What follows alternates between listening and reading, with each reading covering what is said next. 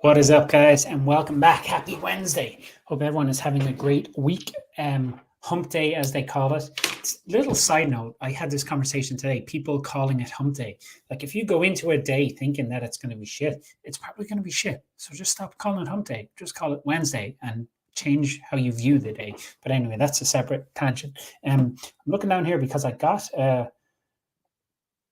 a message about you've won a giveaway or a competition or something like that, and I can't tell if it's fake or real because it kind of looks genuine. So we'll see. Anyway, if my page gets hacked, then you'll know it was fake. So maybe I'll just play it safe. Today we are talking about super secret hacks to not fuck your diet in 2023, part 4.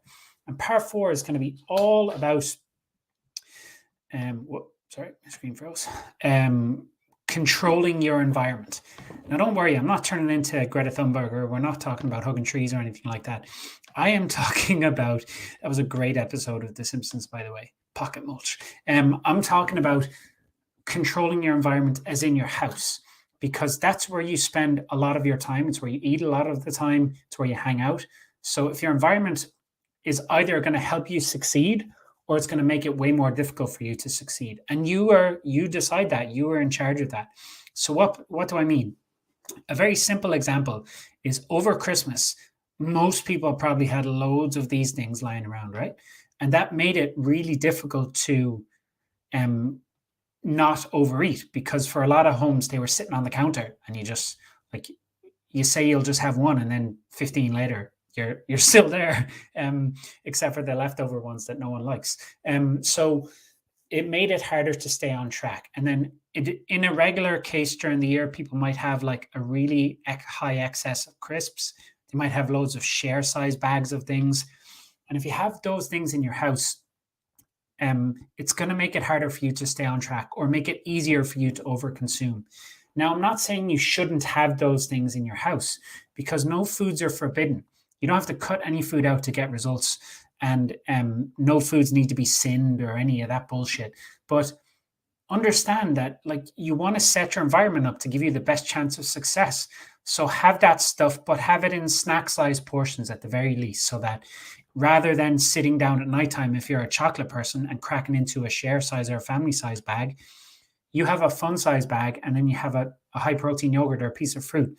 So it's a little bit of what you need, and then it's enough of the chocolate to satisfy your craving. So think about your nutrition. And then also, it's not just about not having a massive excess of those things. And people will say, oh, I need them in the house for others. Well, then, like, buy stuff that they like that you don't, because very few people like all the same things, or just get them on board with you. Just get stuff in snack size snack size portions. And likewise, the reverse is true. We need to make sure the house is stocked full of things that will help keep you on track and help keep you full and give you energy and feeling good. So the foods that keep you full are high protein foods. The foods that give you energy and keep you feeling good, obviously fruits and veg, and the less processed stuff, like meat, fish, chicken and turkey, eggs, fruits, veggies, oats, rice, potatoes, nuts, seeds, all that sort of stuff that isn't very heavily processed. But again, you want to keep those foods that you love, like chocolate or jellies, just keep them in snack size portions. Don't have a massive excess in the house so that it's really easy for you to go overboard. So from a non-diet perspective, you want to lay out your house to give yourself the best chance of success. And what I mean by that is, particularly for people who work out from home, let's use the example of working out first thing in the morning. So if your house is laid out for success, then the night before you are going to lay out your workout equipment. You're going to write down your workout on a piece of paper if you do that, or if you have it on an app or whatever. Make sure you know what you're doing ahead of time, and have your bottle of water ready to go before you go to bed. And then before you get into bed, lay out the workout clothes and gear that you're going to wear the next day. And like preempt that, because when you wake up, if you have to make a shitload of decisions and then find all your stuff, you're just making it harder. So set your environment up for success by having that stuff. I have this yoga mat here, which stays in right in front of the door out of this room, to remind me that I need to do some mobility, to keep myself loose and keep myself feeling good. Just like 5 minutes here and there, open the mat, do a couple of mobility exercises, and I feel so much better. So what things can you lay out like that? And similarly, can you start to leave like something simple?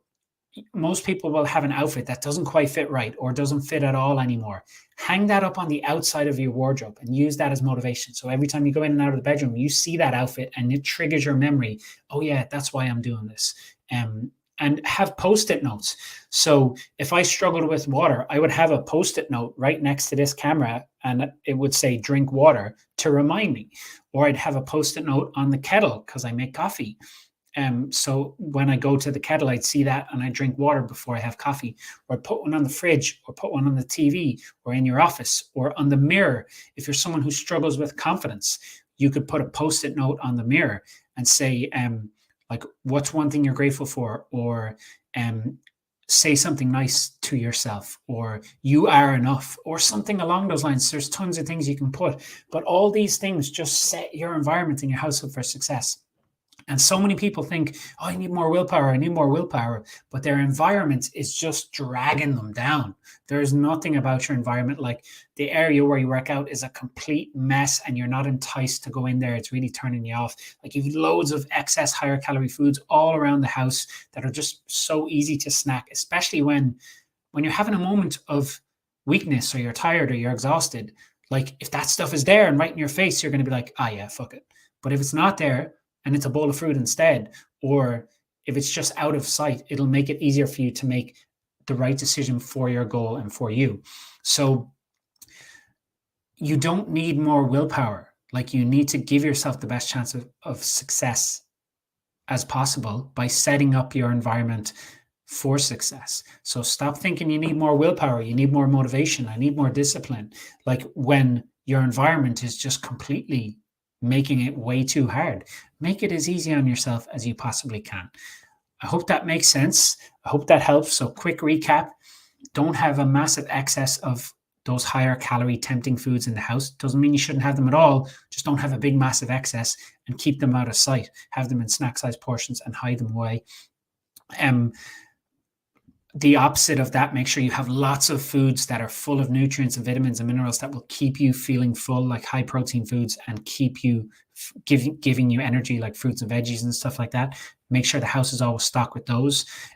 Lay out your workout equipment and workout gear ahead of time. Make sure your workout area is something that doesn't piss you off. Like most people have their workout area in a spare room that's a bomb site. Like our playroom downstairs is a bit of a bomb site right now. And once a week we'll do like a tidy up. but I would never work out in there, or it wouldn't entice me to work out in there because it's a mess. So I work out in a different room, in this room sometimes actually. So make sure your workout area is setting you up for success, and stop trying to rely on willpower and just control your environment. It's so much easier. It's not difficult to set up. And the last one was get some post-it notes and put them around the place to remind you, even if it says get up and move, drink water, remember why you're doing this, or on your mirror if you struggle with confidence, you are enough, something like that, to help trigger your memory, because it's easy to forget. But if your environment is set up for success and you have these reminders all around the place, it will be much easier for you to stay on track. I hope that helps. I hope that makes sense, and I will see you